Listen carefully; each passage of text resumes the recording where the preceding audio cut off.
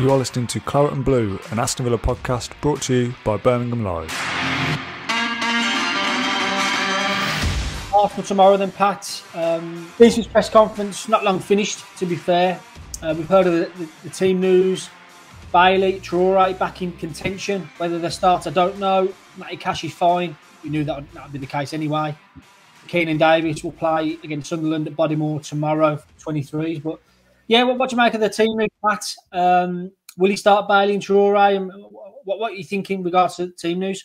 It's a bit of a weird one, isn't it, to following the press conference to have a bit of a positive one where people aren't in meltdown on Twitter. It was a bit of a nice surprise to see a change in scenery after that. But yeah, I don't think I think Bailey's more inclined to start than Traore. I don't think Traore will start. I'm hoping Bailey starts. We'll go into that later. But yeah, positive team news and fully fit squad to pick from, and it's a good chance to get back on track. Yeah, I mean, Smith's quite bullish today. A bit back about some reporters asked him about Villa's mentality, that collapse against Wolves. He goes, no, not having it. It was just a random goal at the end that caused that, and a freak second phase conceded from second phase set pieces. So he wasn't concerned at all. He came out on a bit of the defensive, really. He said, "There's no way on earth we should have lost 4 out of 8 games this season," and he still goes back to the first half against Chelsea has been his best performance. So he's clinging on to some positivity, trying to get that amongst the group, I'm guessing. There's no need to be panic stations, as I called it last week. Everything's fine. He said the season so far has been okay, nothing more, nothing less than okay. So another telling comment from his broadcast section was he's got the squad now to finish in the top half. So, I mean, that's bare minimum, isn't it? I guess finishing 10th and top half of the table should be where Villa are aiming for, minimum. So I've seen Tuan Zabi's interview yesterday. He's still clinging on to the European qualification. So let's hope. The defeat last week was alarming, but we'll move on from that and look ahead to Arsenal tomorrow. What are you seeing at Arsenal, Pat? Obviously, last season we walloped them down at the Emirates, so I thought one of the best Villa performances in a long old while. Yeah, Arsenal a bit of form. But yeah, how are you seeing it going? Yeah, just get back to your point about it's not time to panic and everything. I don't think it is time to panic. I think I did a report last week saying if you look at this time last season for West Ham, they were exactly where we are, on maybe 1 more point than we are. And look at the second half of the season they had and pushed for Europe. So it's a case of, and I think, like you said, Dean Smith said he's got the squad to push for top half. Or I think we've got the squad depth to make sure that, like, the second half of the season, it's not a drop off. We kind of push on after January. Don't know what's going to happen in January transfers or whatever, but I don't think it is time to panic. I think it's Saturday was an anomaly and like a one in a million type thing. I think last time I saw something like that happen, the one that rings the bell was it McLeish or Lambert era? It was against Bolton. I think Warnock scored, and then within 2 minutes later, we were 2-1 down. I was just looking around like I was quite young at the time. I was going, "What is going on here?" Yeah, but Arsenal, it's good. It's good time to get back on track. I think Dean Smith's got an unbeaten record against Arteta, 100% win record there against him. I think the way Arsenal play, it's a bit hard to gauge. It's a bit like a bit of fear of the unknown for me, to be honest. It's like they've played City, Chelsea, Spurs, Brighton. These are good teams that you might not be able to see how they actually like their actual style of play. So I think they're third for pressing in the league, but then again they played against City and Chelsea, so you're not able to press those teams. But if Villa can get onto them like Palace did and press them from the off and bring the intensity, then I think we'll do quite well. Yeah, because I think both of Palace's goals came from pressing them while they're on the ball. So you start with Ings and Watkins up front. You think he'll stick with the system? You think, yeah, he's gonna persevere with that, yeah? Yeah, I think I can't see him dropping Watkins. I don't know if he'd be willing to make you said before, hasn't he? He's not willing to put Watkins. He doesn't want to put Watkins out wide. But if Villa are going to swap to this 4-3-3 that they might have to get the likes of Bailey into the system or Buendia as a winger or whatever, he might have to push Watkins out wide. And to be honest, I think it might work. Like, Watkins has played there before. I think it was Thomas Frank that made him a number 9. And his pressing, like I said, the pressing might be key. If you've got Watkins running the line, helping Target or Matty Cash tracking back as a winger, and he's got the quality on the ball, he's just probably a bit low on confidence. But yeah, I think it could work with him as a winger. So if Dean Smith wants to make that big decision, then he can. But yeah, I think you've got to play Ings as well, to be honest. Yeah, again, Smith was bullish today. He was asked about that partnership, and he said they're scoring goals. They got four from 5 games playing together, so they are scoring. As long as they're scoring goals, that's fine for me. He did say about the interplay between them, not perhaps there at the moment, but that'll come. So, yeah, I see him sticking with the two up front. It gives Arsenal something to think about as well, and hopefully they can click into game. But like Smith said, they're scoring goals, and that's what you want from your front two. So it's just what's happening behind their midfield. I don't know what's happening there. So we'll see. Come the team news tomorrow, 7 o'clock when it comes out. But I expect them to start as well. Just to answer to Toby's question, any news on Bailey? Yeah, Bailey's fit and raring to go. He's trained this past week and he's in contention again. So he'll be in the squad tomorrow, Toby. It's where the Smith starts him after be over a month now since his layoff. And I think Dan on the podcast, he gave me a bit of a ribbing before. I said he's what did I say now? Rupture. He's not strained. He's ruptured it. He's ruptured his thigh. And I'm sticking by it. They really to melt now. Longer than a month. So I had a bit of a good crack about that. But Bailey's finally back, and hopefully we can see him tomorrow. So yeah, and Bertrand Traore back, obviously. Matty Cash back. Santon's back in the squad now, so that's a bit of a boost. And yeah, so all's good on the team news front, Toby. Just quickly answer Ethan's point here. He made an effort to comment. Yeah, we've seen it today. 22,000 on the season ticket waiting list. So surely the club has to do something behind the scenes yet. Yet to hear regarding the Villa Park Stadium update. Plans are in place. 6 months ago now, we heard from the owners. They're going to increase the stadium. So plans are being finalised now. So we should hear something in the new year, I guess, Ethan, with nothing imminent. But yeah, ticketing a big issue at Villa Park of late, and away tickets as well. So hard to go away now. To getting tickets. When I used to go down there, it was the Paul Lambert era. And yeah, tickets were easy to come by then because we was the only poor sides that would go down and watch it, really. But a memorable game. I'm guessing, Pat, you got a quiz question for me here from a Paul Lambert game. So fire it up and see if I can get it. When Villa played this Friday's opponents, Arsenal, back in the opening day of 2013, who were the Villa's goal scorers? Whoever watching now, get this. Villa played in their Battenberg kit, which was on our podcast a couple of weeks ago, the purple. He wasn't a fan of that one, was he? No, the Battenberg was like a racing jersey. I quite liked it, to be fair. I didn't mind it. I thought it was all right, but he tore it to shreds, didn't he, Rob? I see drank in the Arsenal tavern. We drank in an Arsenal pub before. Opening down the season, always full of optimism, even if Lambert was in charge. Benteke missed a penalty. I think we might have gone 1-0 down, you know. Benteke missed a penalty, but he scored the rebound. Tony Moon scored, and there's one more. I think Benteke scored 2. I could be wrong. Struggled with one as well. But yeah, I've got Benteke 2. Benteke missed the penalty, scored the rebound. And then Tony Moon went on a mad one at the end and scored. I was there, yeah, brilliant scenes. And it was a decent side back then, you know. Benteke leading the line. You had Gabby and Wyman off him. You had the Westwoods in midfield and whatnot. And yeah, and that's when you could get away tickets down at the Emirates. That was easy to get to. We had a coach running from the Feezy Lions, from the Cat and Fiddle. We used to go everyone. We used to go most away games. But now that's becoming an impossible task. So, yeah, I mean, any more comments dropping in? Joanne's asked it here. Nice one, Joanne. How is Trez getting on recovery? He's been at over in Dubai. I'm not sure what the name of the complex is now. Khabib, the UFC fighter, he trains over there. Van Dijk has been over there for his recovery. Who else? Djokovic, tennis player. And people like that. So he's gone to a 5-star Dubai recovery rehab centre. And I think he's still over. I think Villa had to Photoshop him into the team picture the other week because he wasn't there. He's back in Dubai working on his knee rehab. So he's doing fine. Smith spoke about him today. He said he's going well. I think he's 6 months into a 9-month injury. So I can't expect to see him into the new year. So January onwards, I think, for Trez.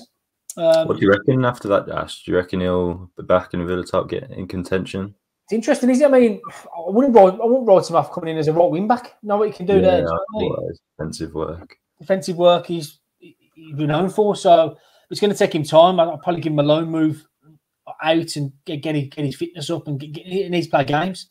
That's why Whiteley's gone out now. Not going to play games. Needs to play games. And shock, he's not playing games at Bruges at the moment because it took its toll on him. So we'll see.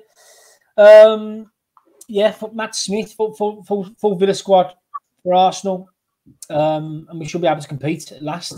Come on, you Lions. So, yeah, these would be buzzing about that team news update. He's finally getting the talent he's got at his disposal. He met up with Wes Edens last week as well. Wes Edens made his first appearance at Villa Park in over 2 years against Wolves, and yeah, Edens and Suarez give Smith the tools to spend big, haven't they? And he hasn't had the squad to do that this season for a number of issues. So a lot of people thinking about Emi Buendia. He was spoken about in the press conference around the broadcast section. He said his running stats are off the chart, Pat. He said his pressing stats. You like the stats? How can he say? He said running numbers are off the chart, high speed numbers, pressing numbers. They're all there now. So he's getting into the groove of things. And how big an impact can Buendia make from now in the season? Yeah, you mentioned Watkins and Ings earlier, and I thought with Buendia in behind those two, he's probably his best game in the Villa shirt that I've watched. To be honest, I think he had like 2 key passes. He had the set Ings up quite well, found him in space. I think another day as well, if Ings is high on confidence, he just dispatches that where the keeper is. He chose the wrong side, hadn't he? But yeah, Buendia had like a 90% pass accuracy. He was occupying that little pocket of space in behind the strikers, picking the ball up, turning, playing it out, progressing. I think he had 7 progressive carries as well. I think it was the most he's had in a Villa shirt. So it was just quite a promising performance, and obviously he chose Villa over Arsenal in the summer. It's quite well documented, I think. With this, like I mentioned earlier, Arsenal don't press you. I think they've got the 3rd lowest press in the league. They're going to let you play. They're going to give you space. So, that's what like I said, yeah. So if he's occupying the space, or you try and get Bailey in as well, I don't know if he's fully fit to start or whatever, but if he's on the pitch and you get these players that are quality on the ball, I think we can do more than like compete with Arsenal. I think we can cause them a load of problems, to be honest. I think it'll open up space for Watkins as well, who loves a goal against Arsenal, and I think it'll just start clicking if we get them all playing on Friday. Totally. Arsenal player Villa wanted desperately in the summer was Emile Smith Rowe. So he'd been rejected. So they bump a new contract in the end. Smith Rowe, under 21 international alongside Jacob Ramsey now. Special player, Pat. Have you seen much of him this season? And have Villa missed a trick there, or like you say, got Buendia to call upon for the creativeness in midfield? And have Villa missed a trick not getting Smith Rowe? It's one of those, isn't it? Grass isn't always green. I'm completely happy that we signed Buendia. I think Emile Smith Rowe, as good as he is, I watched him against Spurs when he scored in the North London derby. I think he's quite bright there. He gets forward, he causes problems, he creates chances. He got a bit of a swagger about him as well, with his socks down to his ankles like someone else. But yeah, I don't think he's as versatile as Buendia. So I can't see him like being able to play number 8 or doing the defensive work that Buendia does. I think he's creative enough, and like he does the same job as Buendia, but Buendia just does a bit more for me, to be honest. So would have been another string to Villa's bow, like you say previously, but I'm fine not having him. It's fine. I wasn't too fussed when we missed out on him.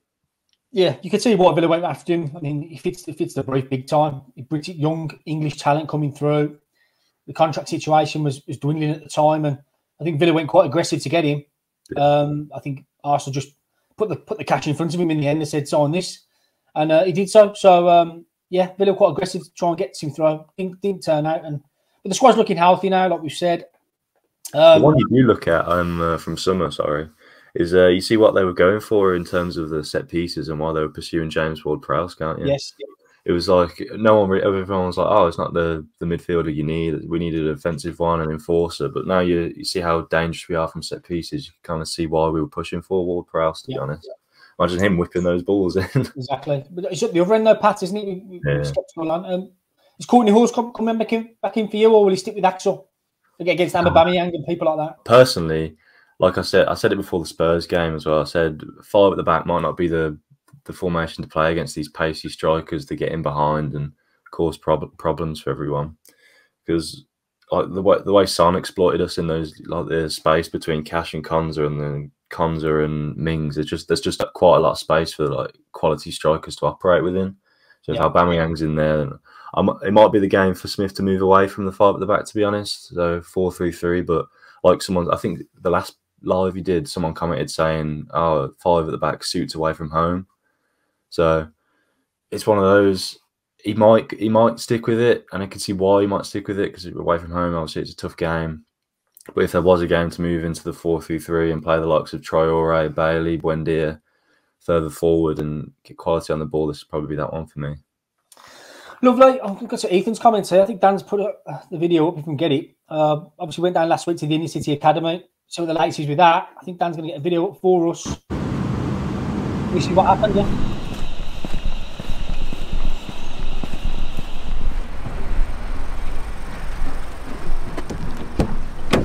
Hello, mate. What a big boy. I didn't realise you were in your car. So we've vox popped the area. It's going to be here now.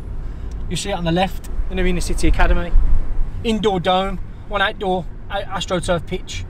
Offices, changing facilities, hub for the parents and carers, coaching. There's going to be equipment storage and whatnot. So yeah, big plans. Spoke to a couple of Villa coaches. They called it game changing. So stone throw from Villa Park. The kids will be seeing Villa Park and the Old End just behind them. So it's really good for the area, you know, for the kids coming through. They want to play there one day, and I'll put that little bit extra in. Do you know what I mean? To make it so really good, and that's about it, I think.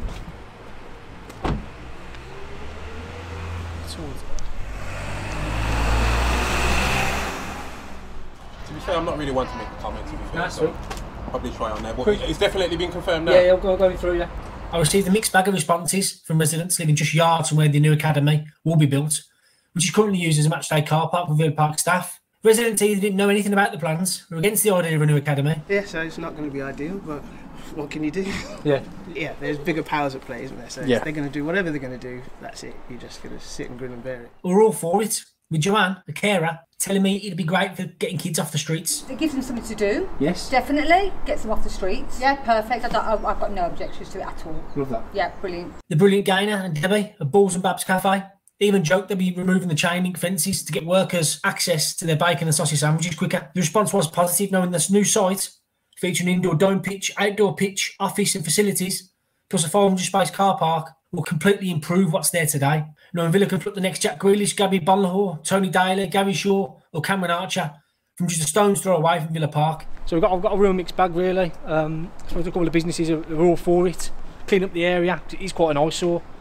I won't repeat what they called it, but yeah. So, and the one resident there, Joanne, spoke really lovely about it. Boys, girls, football. It's going to improve the area. Nice for them as well. So, yeah, really positive morning here down in Witten. I think you probably need the subtitles for the last bit, but yeah, we have Vox Pop down there and it's imminent, Ethan. So thanks for your question there. It's going everywhere with this one now. Matt Smith, he asked about El Ghazi. We spoke about him yesterday, didn't we, Pat? 18 million quid's what's been bandied about of late. Roma's still keen on him. That rumour's stuck for months now. So a bit harsh on the old Ronaldo McDonald comments, Matt. But yeah, what do you see El Ghazi's future? He's sat on the bench for the last 5 games straight now. Hasn't got any minutes. I mean, where do you see him now in the pecking order, Pat? El Ghazi? He's quite unique, isn't he? Obviously, his position is a winger, but he's not like Bailey and Traore who are going to burst past your man and create for someone else. He's kind of got a bit of a one-trick pony, really, isn't he? Cuts inside and shoots, or just does something like that. He's quite an attacking winger. He's kind of like a wide forward, more like that, to be honest. But I love El Ghazi. I mean, he scored the playoff final goal. I think he scored more Premier League goals than any other Villa player. The first win back in the Premier League, that one took the roof off Villa Park. He scored a lot of important goals. Stepped up a bit last year when Grealish was injured. Won the Everton game, I think, that curling effort towards the end of the season. I really like him. It would be sad to see him go, but if he's after regular game time, I can't see it coming anytime soon. But you know, Bailey, Traore coming in, Philogene Badace breaking through, it's just one of those. I mean, he's not even opposed to waiting for his chance, is he? I think it happened last year where he just patiently waited. People weren't really talking about him. The Wolves game away, and then he came on as a sub. I think everyone was going, "Oh, it's just a like-for-like substitute again." And he wins the game as he usually does from the penalty spot. That's a unique ability that he has. To be honest, probably adds a few million on the price tag if he does go.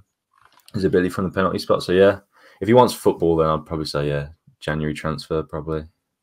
Yeah, I mean, a lot of football's to be played from now until January. He didn't score at Wolves until December 12th, so he'll be desperate to make an impact from off the bench. He scored five in his 3 games this season, obviously, majority coming in the Cup. Well, yeah, interesting times ahead for old Anwar. Leon Bailey, man, he's the fan favourite at the moment. We managed to get tickets for West Ham. Jay asked Sunday coming. My son's first game. He keeps going on about Leon Bailey. Is there an update on him and will he be fit? He loves him. We all love him. He's only played 80 minutes. I mean, he's just teasing us, wasn't he? We want to see more of him now, and hopefully he's back off the back of his injury troubles now, and he can play a big part tomorrow at Arsenal. So much to like about Bailey. You know, so you need pace in this league. He's got pace in abundance. He's got a hammer of a left foot as well. So get him involved in it. I'm sure he'll make a difference. 30 million quid.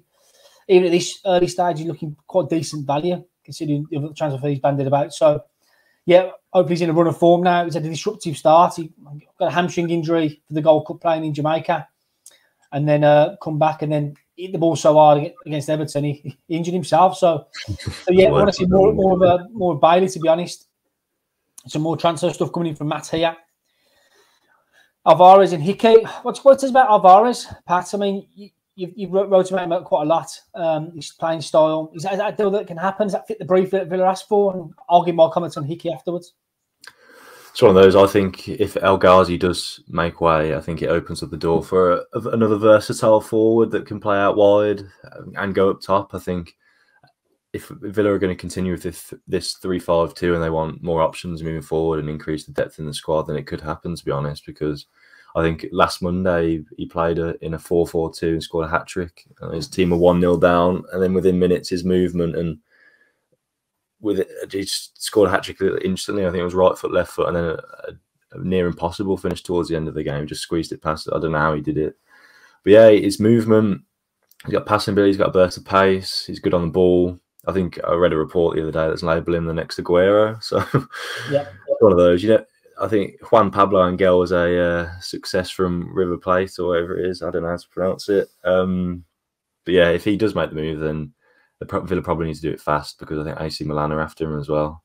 But his contract is running out, and I think there's a £20 million release clause that might get him cheaper in January if they did go for him. But yeah, it's one of them. I think lots of our guys will have to move out first, and then probably Alvarez comes in as a younger replacement. So yeah, Aaron Hickey, left back at Bologna, Glaswegian. I mean, teenager, fits the brief Villa are asking for a full-back to rival Target. Villa have been linked extensively with him. And yeah, I can see that happening either in January or the summertime. I think Villa have been monitoring for a while now, even before he went to Bologna from Heart. So yeah, I think he'll fit in. I know likes of McGinwell, Austin McPhee. I think he works with Hearts as well. So that one looking likely, to be honest, whether Villa press ahead with the deal in January or wait until the summer. Obviously, when Young probably moves on, and then they need to replenish that department. But yeah, Hickey's top of Villa's list at the moment in terms of left back cover and rivaling Target in future seasons. So whether the deal can get done there, I'm not quite sure just yet. But yeah, I think he plays wing back as well. Sorry, mate. I think he plays wing back quite a lot for Bologna as well. So if Villa are going to continue with this 5-3-2 or move forward with it and want it as a real option, and Smith maybe doesn't see Target as a wing back, but like a solid left back, then maybe that's the option they need at left wing back. So yeah. Scottish have got some good bloodline of left wing backs, haven't they? Tierney, we'll see tomorrow. Andy Robertson at Liverpool, and hopefully Hickey's the next one to come from that. So yeah, I'm all for that transfer. I think Villa need a young up and coming left back to come in, freshen things up, and with a high ceiling value kind of thing. So that makes a lot of sense to me. Another deal that made a lot of sense, Pat, was letting Horahan go. John Reyes is here. Yeah, Horahan struggling at Sheffield United, got hooked off before half time in the week, and decision vindicated. Yeah, players have the cycles at clubs. Horahan had his, and he's trying to kickstart his career back at a level he knows well. So that deal made sense in the summer, letting him leave, and he'll walk away for free next summer. So yeah, and yeah, we'll end it there then, Pat. 20-minute roundup of all things Villa there. Spoken about a few topics, and I'll be on. I'm guessing I'll be on after the Arsenal game tomorrow, about 10ish or whatever. And we'll see where we're at then. So getting close to the 10-game mark, aren't we? Lost 4 of 8 so far. So we need a couple of results coming in. 3 games left before the next international break. And hopefully they're sitting pretty behind then. So yeah, we'll leave it there then, Pat. Thanks everyone for joining. No problem. Thanks for having me. I'll see everyone over the weekend and whatnot. And hopefully positive result Friday. You can bounce into the weekend then. And it's always 3 points out anyway, isn't it? Yeah, let's move on from last week sharpish, and hopefully that continues. So, Joanne, Matt, Darren, John, Neil, Terry, Danny, thanks for joining, and we'll see you next time. Thank you for listening to Claret and Blue, an Aston Villa podcast. If you enjoyed today's episode, then please do let us know. We love hearing your feedback. We'll be back soon with another episode, but until then, up the Villa.